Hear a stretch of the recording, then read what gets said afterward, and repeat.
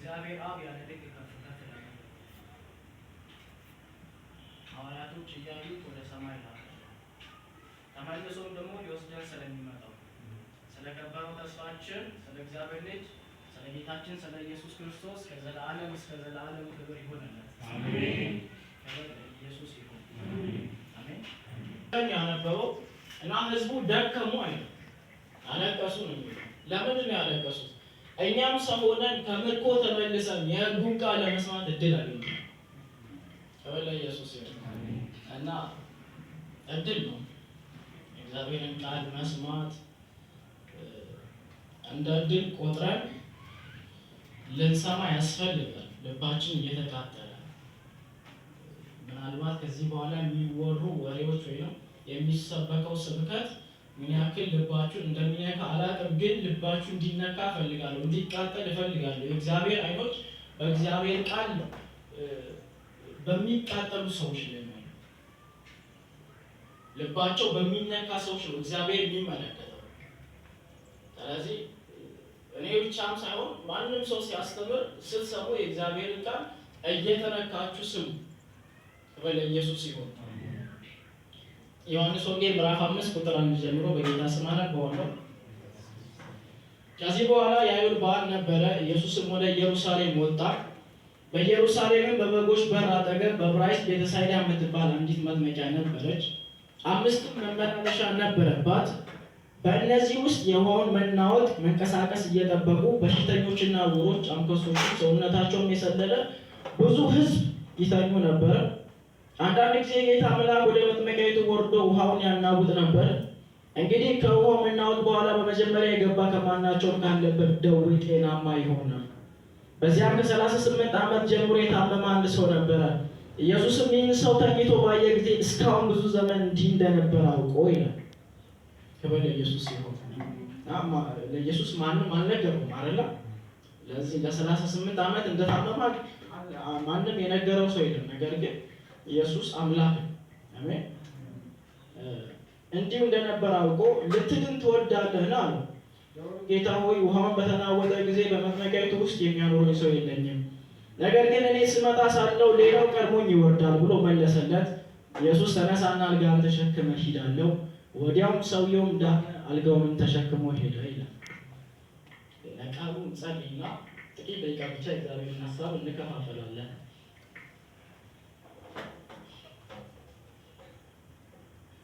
የተቀደሰ እጆቻችሁ ወደሚወዳችሁ አምላክ ወደ እግዚአብሔር ዘረጋና እንጸልያለን። አልናፈቃችሁም? ኢየሱስ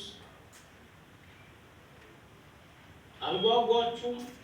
እኔ እዚህ ሲዘመር ጓጓው፣ ናፈቁኝ። እንዲህ እየዘመርን እያመለክን ድንገት ቢመለስ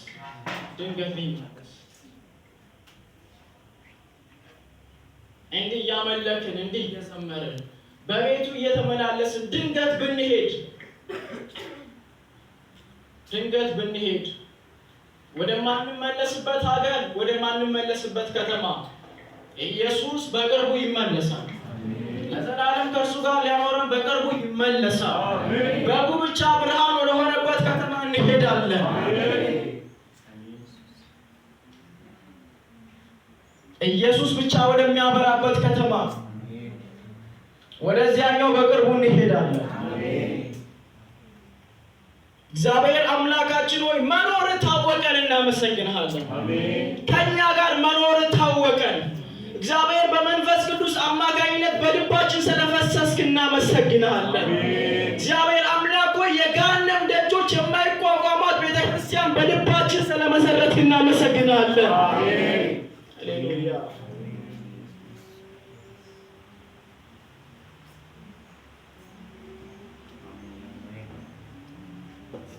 እናመሰግንሃለን፣ እንወድሃለን። ቃልህን አስተምረን ኢየሱስ።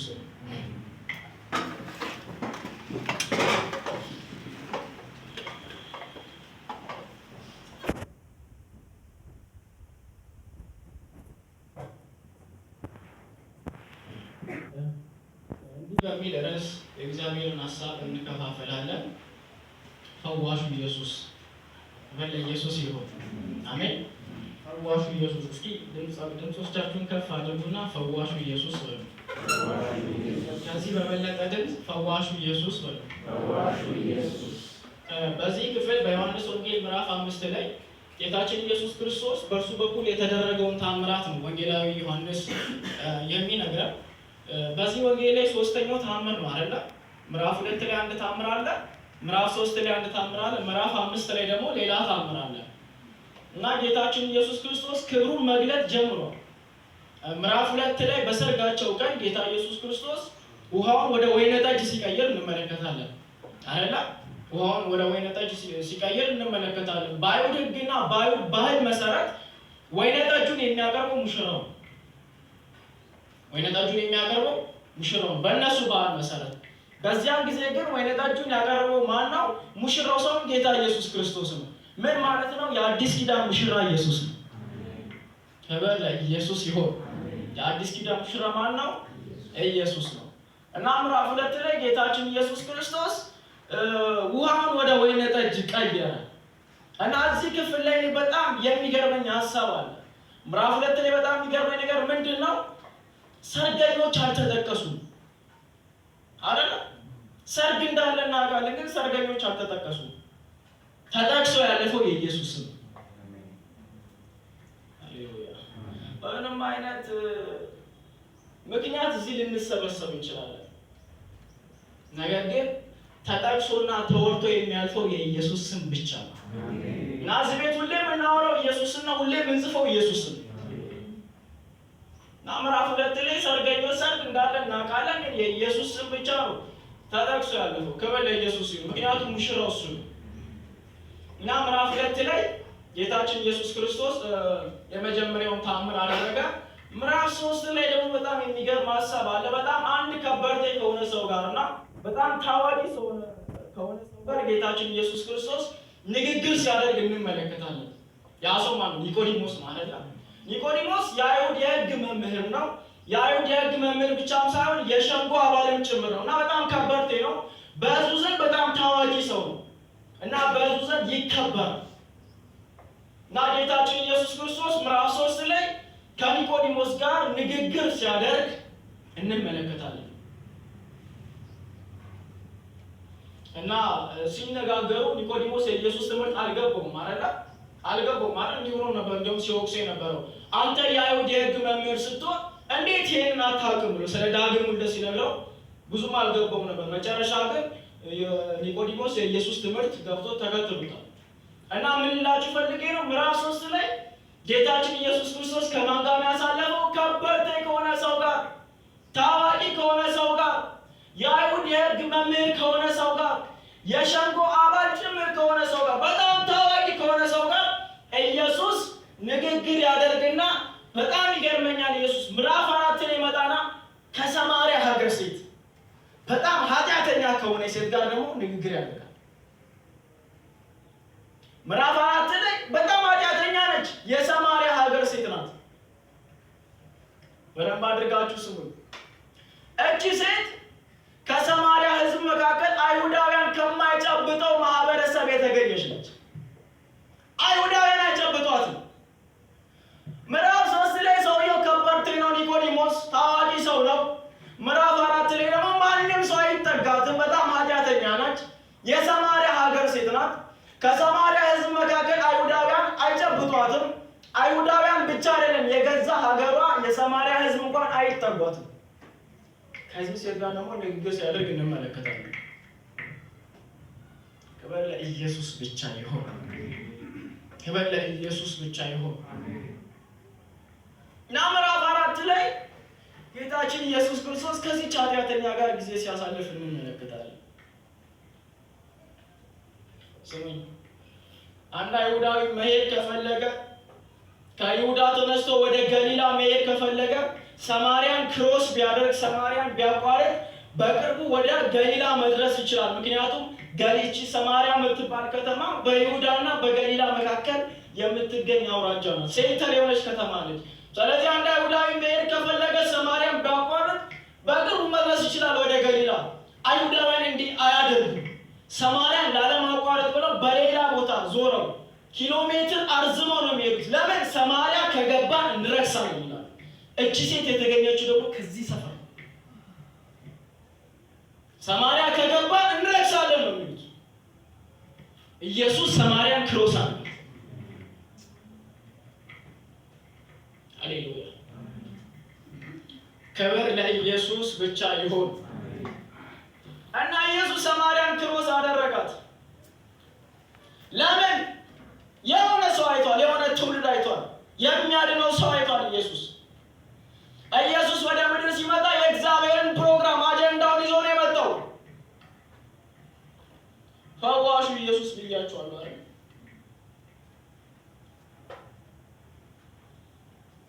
ነግራቸዋለሁ መጨረሻ ላይ የምን ፈዋሽ እንደሆነ። እና እቺ ሴት የተገለለች ሴት ነች። አይደለም በአይሁድ አይደለም በገዛ ሀገሯ በሰማርያ የተገለለች ሴት ነች። አይገርማችሁ? ሰው ቤቱ ሲገባ የምትወጣ ሴት፣ ተደብቃ የምትወጣ ሴት። ጌታችን ኢየሱስ ክርስቶስ እችን ሴት ለማዳን እኔ በጣም የሚገርመኝ ነገር እሱ ወዳለበት ቦታ አልጠራትም፣ እሷ ወዳለችበት ቦታ ነው ሄደው።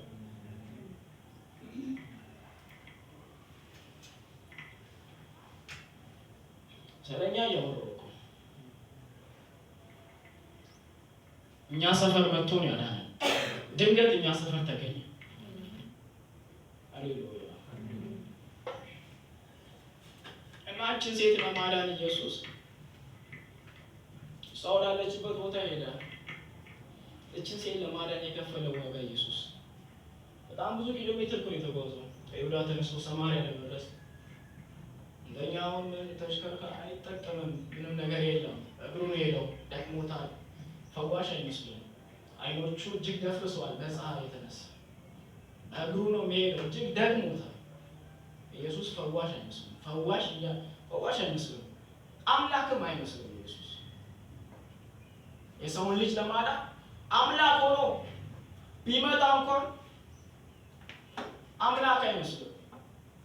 ኢሳይያስ ተናግሯል። አይተነው እንከተለው ዘንድ ደምግባት ይለው። ክብር ለኢየሱስ ብቻ ይሁን። እናችን ሴት ለማዳን ጌታችን ኢየሱስ ክርስቶስ እሷ ወዳለችበት ቦታ ሄደ።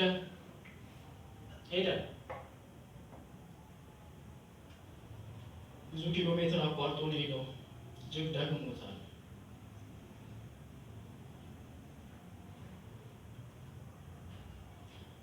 የእግዚአብሔርን ፕሮግራም ስለያዘ ማለት ነው። በዚህ ክፍል ላይ ይህን ክፍል ሳነብ በጣም ከዚህ ሀሳብ ጋር የሚገናኝልኝ ሀሳብ አለ። በጣም የሚወደው ሀሳብ ነው። ሁለተኛ ሳሙኤል ምዕራፍ 9 ካነበባችሁ በጣም የሚገርም ሀሳብ አለ። ሁለተኛ ሳሙኤል ምዕራፍ 9 ስታነቡ አንድ ሰው ታገኛላችሁ፣ ሽባ የሆነ ሰው። ይሄንን ክፍል ሳነበው በእውነት በጣም ነው የምንነካው። ማለት ነርቨስ ነው የምሆነው፣ በጣም ሾክድ ሆናለሁ የኔ ታሪክ ስለሆነ። ሁለተኛ ሳሙኤል ምዕራፍ 9 ላይ አንድ ሰው ታገኛላችሁ፣ ሜምፊቦስቴ የሚባል ሰው። ሜምፊቦስቴ ምን አይነት ሰው ነው? ሽባ የሆነ ሰው ነው። ሜምፊቦስቴ ምን አይነት ሰው ነው? የጠላት ዘር ነው። ሳኦል አያቱ ነው ለሜምፊቦስቴ። የት ነው የሚገኘው? ሎዶባር አካባቢ። ሎዶባር ምን አይነት ሰዎች የሚኖሩበት ሰፈር ነው? ማይረቡ ሰዎች የሚኖሩበት ሰፈር፣ ደካሞች የሚኖሩበት ሰፈር። ዳዊት እንዲህ ብሎ ተናገረ። አንድ ትእዛዝ አወጣ። ሲባ የሚባል ሰው የጠጅ አሳላፊ አለ እና ዳዊት እንዲህ ብሎ ተናገረ። ከሳኦል ቤት የቀረ አንድ ሰው አለ ብሎ ሲጠይቅ ሲባ እንዲህ ብሎ መለሰለት፣ ንጉሥ ዳዊት አለ፣ ነገር ግን አይጠቅምም። ሎዶባር ነው የሚገኘው። ሎዶባር ደግሞ ምን አይነት ሰዎች እንደሚሰበሰቡ ታውቃለህ። እሱ ብቻ አይደለም፣ ሰውየው ሽባ ነው። አይደለም በነገስታት ፊት በሰው ፊት መቆም አይችልም። ቢመጣ እንኳን አንተን አይጠቅምም። ስለዚህ ምን ያደርግልሃል? እሱም ብቻ አይደለም፣ የጠላት ዘር ነው። ዳዊት አንድ ጸሎት ጸልዮ ነበር አይደል? እንዲህ ብሎ ነው የጸለየው፣ በእኔና በሞት መካከል አንድ እርምጃ ቀርቶ ብሎ ጸልዮአል። ይህንን ጸሎት እንዲጸልይ ያደረገው ማን ነው? ሳኦል ነው። ሳኦል ደግሞ ለሜምፊቦስቴ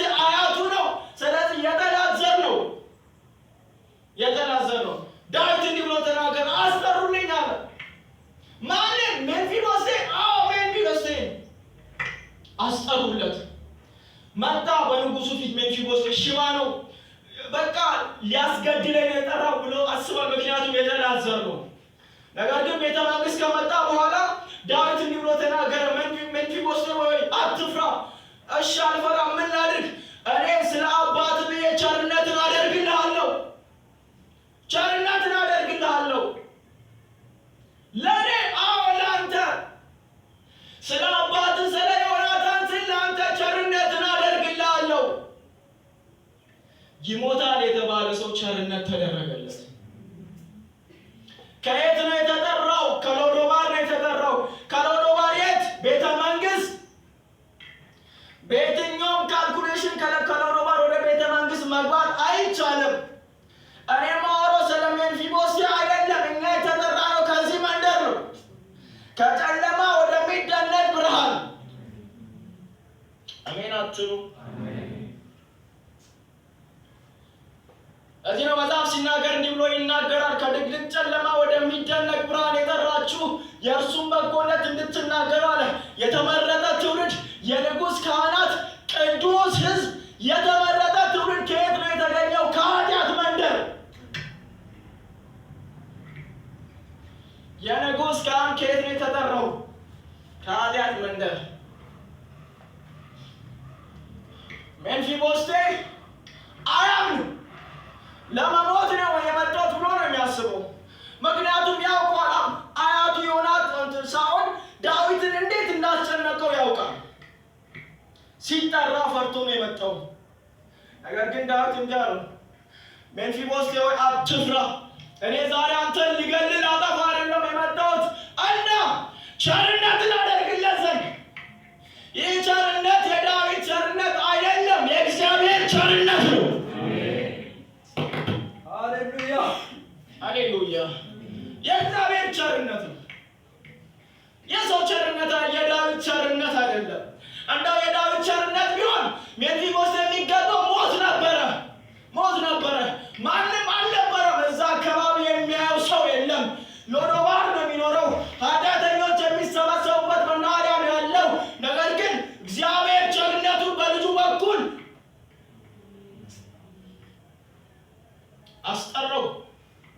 አስጠራው። ጠራ። ቤተ መንግስት መጣ ሰውየው። ሜምፊቦስቴ ተጠራ። ሜምፊቦስቴ አትፍራ፣ ቸርነትን አደርግልሃለሁ። እጅግ ስለፈራ ወደቀ። አይደለም ሜምፊቦስቴ ካለበት መሰግናለሁ ብሎ ሊወጣ ሲል አትወጣም አለው። እና ምን ላድርግ?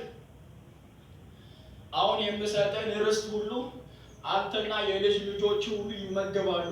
አንተ ግን ከዛሬ ጀምሮ ለዘላለም ከገበታዬ ትመገባለህ። ሃሌሉያ! በክርስቶስ አማካኝነት የበጉን ሰርግ ተካፋዮች ሆነን። አይገርማችሁ? ያ መጽሐፍት ሁሉ ወደ ኢየሱስ አይደል ያመሩት? ጌታችን ኢየሱስ ክርስቶስ ቺሴን ለማዳን እሷ ወዳለችበት ቦታ እንደመጣ ሁሉ እኔና እናንተን ለማዳን እንዲሁ እኛ ሰፈር ተገኘ ድንገት ኢየሱስ። ቀላል አይደለም። ኢየሱስ የሄደበት መንገድ የኔና የናንተ ጉዞ ነበር። እኛ የምንሄደው መንገድ ነው እሱ የሄደው። እኔና እናንተ ብንሆንም አንችለው። እሱ ስለሆነ ነው የቻለው። ኢየሱስ ስለሆነ ነው የቻለው እንጂ አንችለውም እኛ ብንሄድ ይህን መንገድ።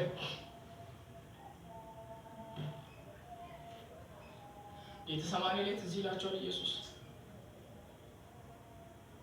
እሱ ራሱ አግቶት ነበር። ተንበርክኮ መጸለይ አቃተው። አምላክ መጸለይ አቃተው። ጌቴሰማኒ ላይ ተንበርክኮ ምን እንዳለ ታውቃላችሁ? አባቶ ያለ ፈቃድ ቢሆን እንጂ ጽዋ ከኔ እንዲህ ብሎ ሲጸልይ ሊትራል የሆነ የሚታይ ደም አንጠባጠበ። ተንበርክኮ የሚታይ ደም አንጠባጠበ። ደም ሰው ደክሞት ላብ በሚያንጠባጥብበት ቀዳዳ ኢየሱስ ደም ያንጠባጠበ ፈርቶ አባቶ ያለ ፈቃድ ከሆነች ጽዋ ከኔ ትለፋለህ። እንዲህ እየጸለየ ሐዋርያቶች ተኝተው ነበር አይደል? አልገባቸውም።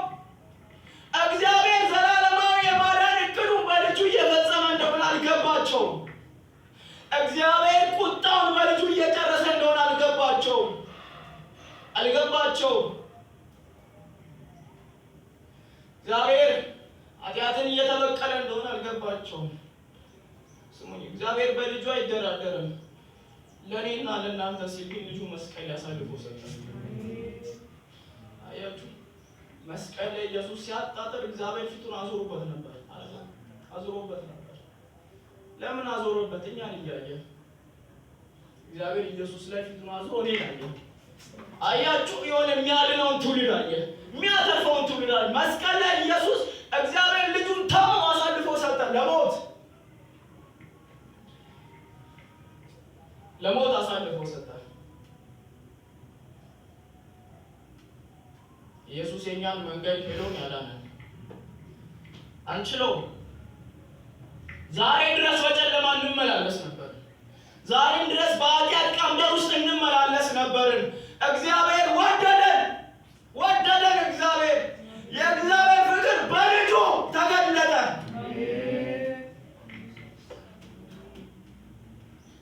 ለዚህ ነው ጳውሎስ ሲናገር እንዲህ አለ፣ በፈሰሰው ደም አለ ከአባቱ ጋር አስታረቀን አለ። እግዚአብሔር አለ እጁን በደሙ በኩል ዘረጋ፣ ከዛ ጨበጥ ነው ታረቅነው አለ። እግዚአብሔር አምላክ እጁን በደሙ በኩል ዘረጋ፣ ታረቅን። እንዴት ታረቅን? የልጁ ደም መስቀል ላይ ታይቶ ነፃ ነው። አዎ ነፃ ነው። ተከፍሎበታል። ተከፍሎበታል።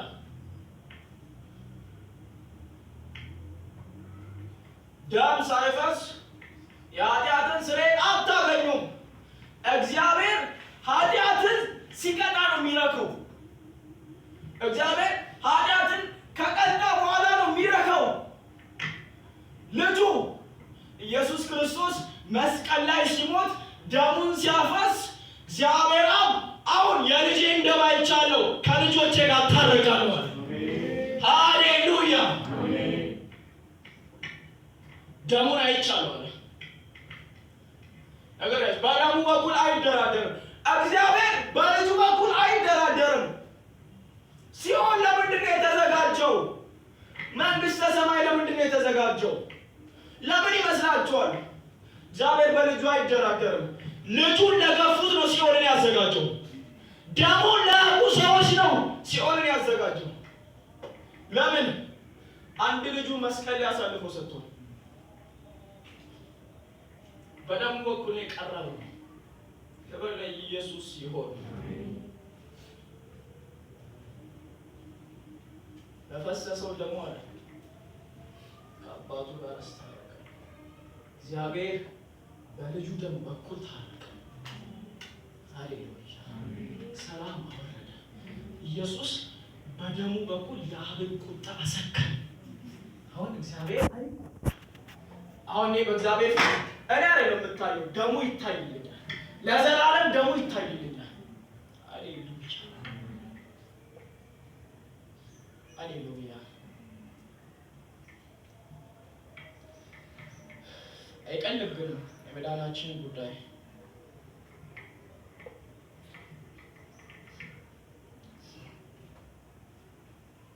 ክብር ለኢየሱስ ይሁን። ሃሌሉያ! እኛ ሰፈር ያረክስ ነበር፣ የባሰ ነበር። እኛ ዛፍ ሲናገር እናንተ የበረሃ ወይራዎች ይለናል። እግዚአብሔር መንግስት የራቃችሁ ከተስፋው ቃል የራቃችሁ ሩቅ ነበራችሁ። ሩቅ ከተስፋው ቃል የራቀ ሰብኬው አውርቼው አጨርሰው። እንዴት ነው የራቅነው እኛ? አባቶችን ተመልከቱና አብርሃምን ከኛ ወገን ናቸው አይደሉም? ሕግና ነቢያት ከኛ በኩል ናቸው አይደሉም? ሕግ እግዚአብሔር በሙሴ አማካኝነት ለማን ነው የሰጠው? ለሕዝበ እስራኤል። ይሄ የኪዳን ምልክት የሆነው ግርዘት የተሰጠው ለማን ነው? ለሕዝበ እስራኤል።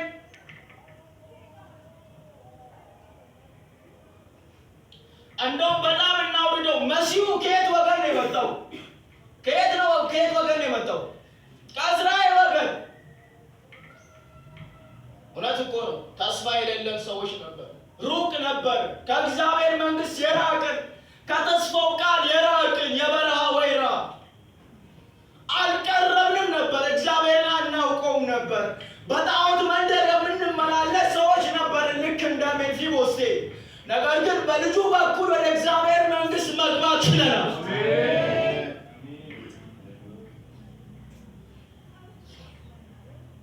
ሃሌሉያ ሃሌሉያ ሃሌሉያ። እኛን ያዳነን ነቢይ አይደለም። እኛን ያዳነን የሆነ ግለሰብም አይደለም። አዎ ከማርያም ማህፀን ነው የተጸነሰው። አዎ ቤተልሔም አካባቢ ነው የተገኘው። አዎ የነ ዮሴፍ ልጅ ነው። ነገር ግን እሱ የእግዚአብሔር ልጅ ነው። እግዚአብሔር ልጅ ነው። ሰማይና ምድር ከመፈጠሩ በፊት የነበረ። ሃሌሉያ።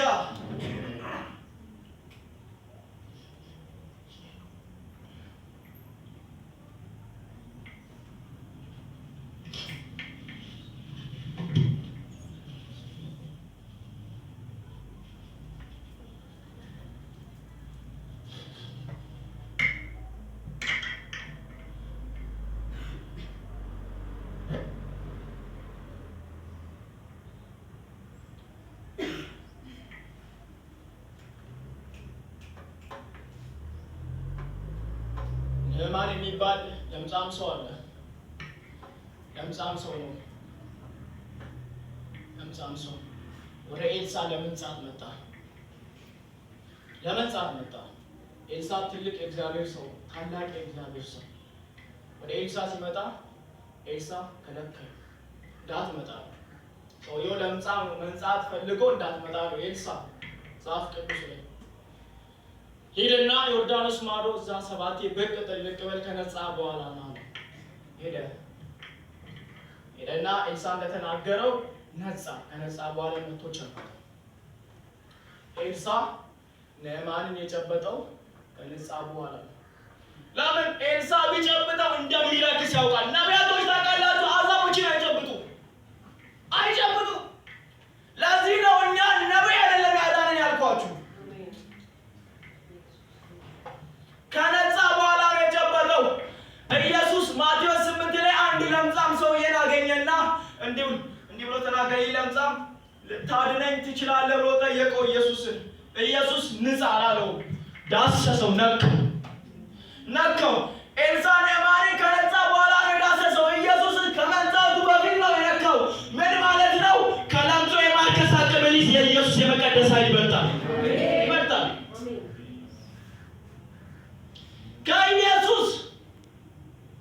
ኢየሱስ እናንተን ሲነካችሁ፣ ኢየሱስ እኔን ሲነካኝ አላረክሰውም፣ ይቀድሰኛል።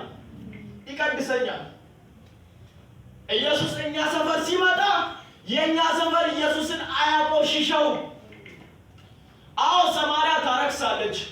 አዎ ሰማርያ ርኩስ ነች። ነገር ግን ኢየሱስ ሰማርያ መጣ። ለምን? ሰማርያን ሊቀድስ። እኔና እናንተን ሊቀድስ ኢየሱስ እኛ ሰፈር ተገኘ። ነካናለው ጽድቅን አግኝተን በእርጋታ ተቀምጠን እግዚአብሔርን ቃል እናወራለን፣ እንዘምራለን። በእርጋታ ተቀምጠን ለምን? ኢየሱስ እኛ ሰፈር ስለመጣ፣ ስለነካን፣ ስለቀደሰን፣ ስላጸደቀን። ሃሌሉያ። የኢየሱስ የመቀደስ ኃይል ይበልጣል። ብዙ ሰዎችን ነግራቸዋለሁ። በጣም እኔን የሚመሳስሉ ወጣቶችን ሳገኛቸው በሱስ እስራት ውስጥ የገቡ በብዙ ውጣ ውረድ ውስጥ የገቡ ሰዎችን ሳገኛቸው ኑ ቸርች። እናንተ ቸርች ስትመጡ ቸርችን አታቆሽሹ። እሱ ይቀድሳችኋል፣ እሱ ያጸድቃችኋል፣ እሱ ያነጻችኋል። ይበልጣል። የኢየሱስ የመቀደስ ኃይል፣ የደሙ ኃይል ይበልጣል። ከእኔ ቆሻሻነት የኢየሱስ ደም ይልቃል። አይዟችሁ፣ ዓለምን አሸንፈናል። በኃጢአት ቀንበር አንያዝም፣ ደሙ እያለ አንያዝም። ሃሌሉያ። ለምን? የደሙ ኃይል ይበልጣል። ከኃጢአት ይልቅ የደሙ ኃይል ይበልጣል። አሜን። ከኃጢአት ኃይል ይልቅ የኢየሱስ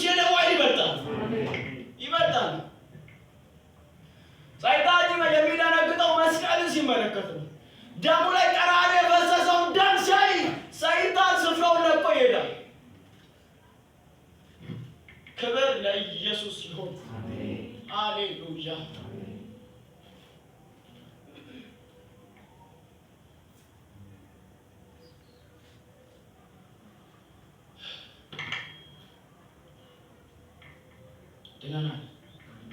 ድነናል። ሃሌሉያ። በደሙ በኩል ድነናል።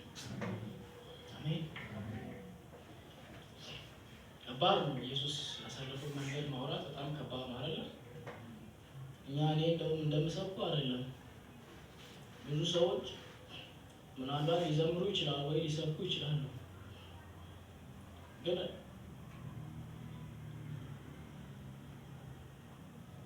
ብናወራው ማያልቅ ነገር ነው። ክብር ለኢየሱስ ይሁን። ማያልቅ ነገር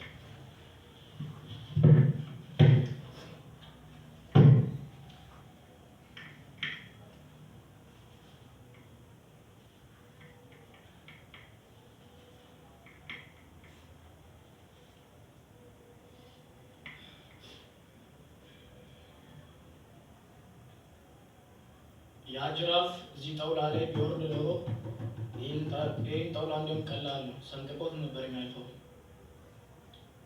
ያ ጅራፍ ኢየሱስ ጀርባ ላይ ያፍ ነበር፣ ስጋውን ይቦጭቀው ነበር አይደል? ቀላል አይደለም። ስጋው ከጎኑ ይቦጨቅ ነበረ። መስቀል ያሸክሙት ነበር። መስቀል ተሸክሞ ተራራ ሲወጣ ይወድቅ ነበር። ሲወድቅ የተገረፈው ይህ በደም የተራቆተውና በደም የተጨማለቀው ሰውነቱ ሲወድቅ ያንን ነገር ይዞ ነው የሚነሳው። ቀላል አይደለም።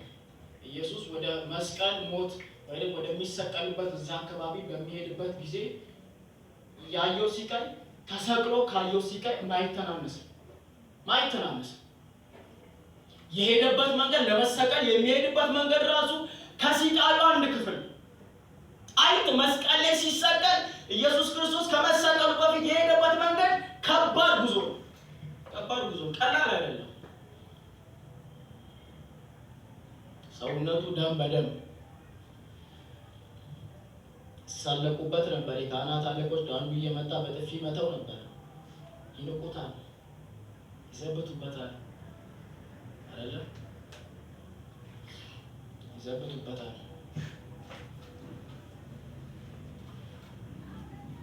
በፈጠረው እጁ ፈሯቸው፣ እሱ ነው ከአፈር ያበጃቸው። ነገር ግን ለመመታት ራሱን አሳልፎ ይሰጥ ነበር። ለምን? ትውልድ አይቷል፣ የሚያድነው ትውልድ አይቷል። ለዚህ ነው መጽሐፍ ሲናገር በድካሙ ፍሬን ያያል። ወደ ኢየሱስ በድካሙ የተገኘን ፍሬዎች ነው። ልጨርስ